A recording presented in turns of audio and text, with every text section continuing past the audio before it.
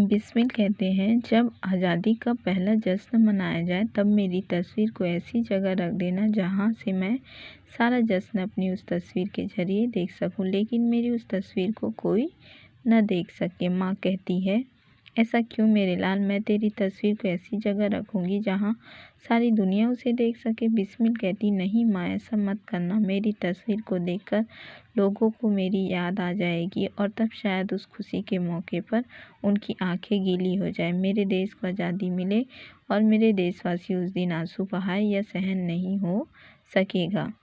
माँ कहती है भावेश में, मेरे बेटे, ऐसा ही होगा मेरे लाल। फिर जेलर साहब घड़ी देखते हुए कहते, क्षमा कीजिए, समय काफ़ी हो चुका है। माँ कहती, चलती हूँ। जेलर साहब अपनी साड़ी के पल्लू में बंधे हुए कुछ बेसन के लड्डू निकालती है। ले बेटा, ये बेसन के लड्डू तेरे लिए बनाकर लाई हूँ। अपने माँ के हाथ का यही तुझे अंतिम भोग है। बिस्मिल कहते हैं, बेसन के लड्डू? माँ कहती, हाँ, तुझे बेसन के लड्डू बहुत अच्छे लगते हैं ना। फिर बिस्मिल हिचकिचाते हुए, लेकिन माँ। जेलर साहब बिस्मिल जेलर की तरफ देखता है। जेलर मुस्कुराकर स्वीकृति दे देता है। माँ कहती है मुस्कुराकर, चिंता न करना, जेलर साहब से मैंने पहले ही पूछ लिया है, बहुत अच्छे आदमी हैं। बिस्मिल कहता है, लाओ माँ, अपने हाथ से ही खिला दो। प्रसन्नचित्त माँ बिस्मिल को लड्डू खिलाती है। बिस्मिल कहता है, बस माँ, ये बचे हुए लड्डू मैं बाद में खा लूँगा। लड्डू लेकर अपने पास रख लेता है। माँ कहती है बिस्मिल के सिर पर हाथ फेरते हुए, अच्छा मेरे लाल, मैं चलती हूँ। बिस्मिल कहते हैं, अच्छा माँ, ईश्वर करे अगले जन्म में मैं भी तुम ही मेरी माँ बनो।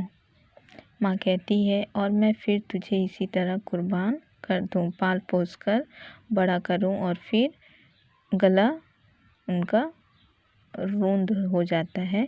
बिस्मिल फिर कहते हैं आश्चर्य से, माँ यह क्या, यह तुम्हें अचानक क्या हो गया? माँ कहती है ज़बरदस्ती हंसते हुए, कुछ नहीं बेटा, कुछ भी तो नहीं। फिर बिस्मिल कहते हैं, तो फिर तुम्हारी आंखों में आंसू क्यों छलक आए हैं? माँ कहती है, उन्हें छलकने दे बेटा, उनकी तू क्यों चिंता करता है? बिस्मिल कहते हैं, नहीं माँ, विदा की बेला में तुम्हारी आंखों में चमकने वाले ये आंसू मेरे कदमों को डगमगा रहे हैं। माँ कहती है आश्चर्य और दुख से, राम प्रसाद यह क्या कहता है? जन्मभूमि पर नौछावर होने वाले बहादुर इस तरह की बातें नहीं किया करते। संसार की कोई भी शक्ति उनके कदमों को नहीं डगमगा सकती। बिस्मिल कहते हैं, मैं भी अब तक अडिग ही हूँ माँ, लेकिन तुम्हारी आंखों से बहने वाले दर्द को मैं सहन नहीं कर सकता। तुम दुखी रहोगी माँ, तो मेरी आत्मा भी दुखी रहेगी।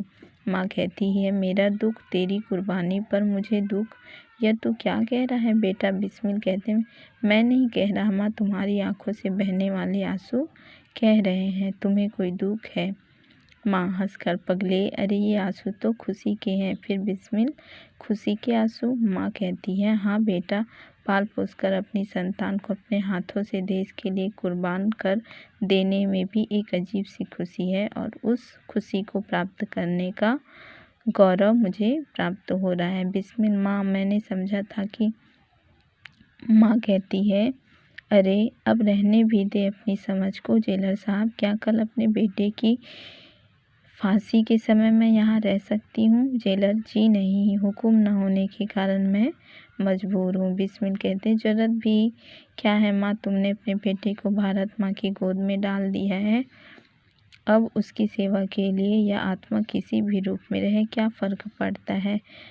माँ कहती है, तो ठीक कहता है मेरे लाल। अच्छा मेरे बच्चे, अपनी भारत माँ की अच्छी तरह सेवा करना, कोई चूक न होने पाए। बिस्मिल के सिर पर हाथ फेरती है। बिस्मिल माँ के पैर छूता है। चलिए जेलर साहब, कहती है। जेलर के साथ वो प्रस्थान करती है। बिस्मिल उस तरफ देखता रहता है। पर्दा धीरे धीरे नीचे गिर जाता है।